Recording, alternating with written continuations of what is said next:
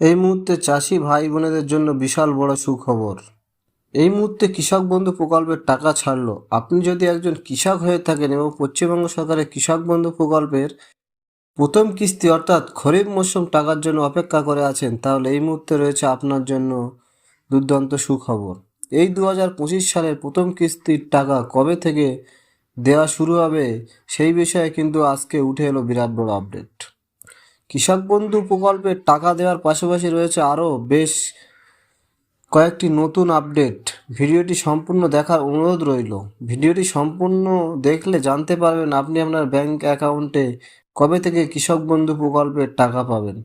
ভিডিওটি শুরু করার আগে ছোট্ট একটা রিকোয়েস্ট, যে সমস্ত কৃষক বন্ধুরা এখনও পর্যন্ত চ্যানেলটিকে সাবস্ক্রাইব করেননি, অতি অবশ্যই মনে করে চ্যানেলটিকে সাবস্ক্রাইব করে নেবেন।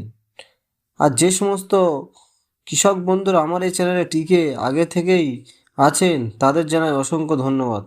চলুন এবার দেখে নেওয়া যাক কী বলা হয়েছে আজকের এই প্রতিবেদনে।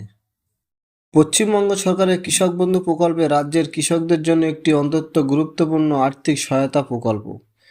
এই প্রকল্পের মাধ্যমে কৃষকদের বছরে 2টি কিস্তিতে আর্থিক সাহায্য দেওয়া হয়। সাধারণত এই 2টি কিস্তিতে খরিফ এবং রবি মরশুমের টাকা দেওয়া হয়ে থাকে। কিস্তি প্রদানের সময়সূচি: খরিফ মরশুমের টাকা সাধারণত এপ্রিল থেকে সেপ্টেম্বর মাসের মধ্যে দেওয়া হয় এবং রবি মরশুমের টাকা সাধারণত অক্টোবর থেকে মার্চ মাসের মধ্যে প্রদান করা হয়। গত বছর অর্থাৎ 2024 সালে রবি মরশুমের কিস্তি ডিসেম্বর মাসের দ্বিতীয় সপ্তাহে দেওয়া হয়েছিল।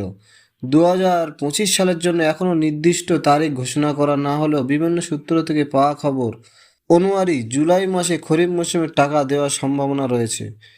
তবে এটি নিশ্চিত খবর নয়। সরকার বা কৃষি দপ্তর থেকে আনুষ্ঠানিক ঘোষণা আসা পর্যন্ত অপেক্ষা করতে হবে। কারা কত টাকা পাবেন? কৃষক বন্ধু প্রকল্পের অধীনে কৃষকরা তাদের জমির পরিমাণ অনুযায়ী টাকা পেয়ে থাকেন। যাদের 1 একর বা তার বেশি চাষযোগ্য জমি আছে তারা বছরে মোট 10,000 টাকা পান 2টি কিস্তিতে। যাদের 1 একরের কম চাষযোগ্য জমি আছে তারা বছরে মোট 4,000 টাকা পান 2টি কিস্তিতে 2,000 টাকা করে। এছাড়াও 18 থেকে 60 বছরের বয়সে কোনো কৃষক মারা গেলে তার পরিবার এককালীন 2 লক্ষ টাকা আর্থিক সহায়তা পান।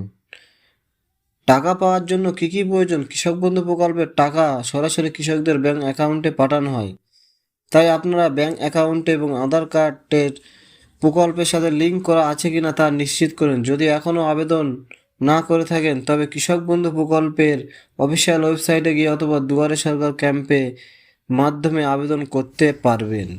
যেহেতু সরকার টাকা এখনও তারিখ ঘোষণা করেনি, তাই এখন আপনার কাজ হলো ব্যাংকে আধার লিঙ্ক আছে কিনা চেক করা, পঞ্চায়েতে গিয়ে জমির নথিপত্র আপডেট ঠিক আছে কিনা দেখা এবং টাকার জন্য প্রস্তুত থাকা।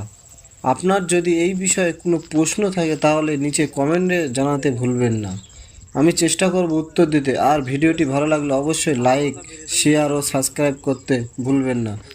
ভালো থাকবেন, সুস্থ থাকবেন, ধন্যবাদ।